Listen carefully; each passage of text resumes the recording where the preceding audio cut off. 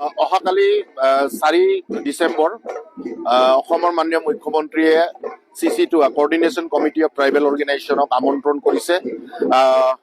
মন্ত্ৰী গোটেই যি প্ৰতিবেদন বিধানসভাৰ মজিয়াত দাখিল কৰিছে, সেই বিধানসভাৰ মজিয়াত দাখিল কৰা যি মন্ত্ৰী গোটৰ যি প্ৰতিবেদন আছে, সেই প্ৰতিবেদন সম্পৰ্কত আলোচনাৰ কৰাৰ কাৰণে অহাকালি আমাক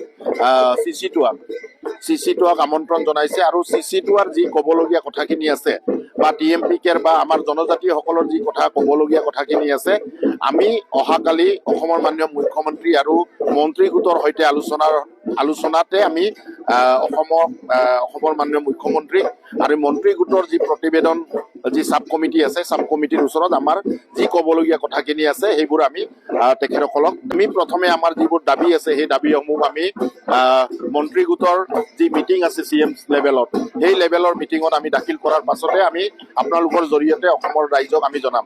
কিন্তু এটা বস্তু ঠিক যে আমি জনজাতিসকলৰ যি অধিকাৰ, জনজাতিসকলৰ সুৰক্ষা, সেই কথাৰ পৰা আমি কেতিয়াও পিছু হুকি নাযাওঁ। আমাৰ জনজাতি ৰাইজক বা জনজাতিৰ ছাত্ৰ ছাত্ৰীসকলক, জনজাতিৰ যিমানবোৰ বুদ্ধিজীৱী জনজাতি সমাজ আছে, সেই সমাজখনক আমি জনাব বিচাৰিছোঁ, আপোনালোকে আমাৰ প্ৰতি আস্থা ৰাখক। আমি আমাৰ যি জনজাতিৰ অধিকাৰ, আমাৰ যি জনজাতিৰ এটুকুৰাও ক'তো বাধা বিঘিনি নোহোৱাকৈ আমি আমাৰ এই আলোচনা আমি আগুৱাই নিম। তাৰ কাৰণে আমি জনজাতি ৰাইজক শান্ত হ'বৰ কাৰণে আহ্বান জনাইছোঁ। অহাকালিৰ যি আলোচনা হ'ব CC2ৰ, সেই আলোচনাৰ পাছত আলোচনাৰ অগ্ৰগতি কি হৈছে সেই সম্পৰ্কত আমি অসমৰ ৰাইজক আপোনালোকৰ জৰিয়তে আমি জনজাতি ৰাইজক, জনগোষ্ঠী ৰাইজক, অসমৰ ৰাইজক আমি অৱগত কৰিম।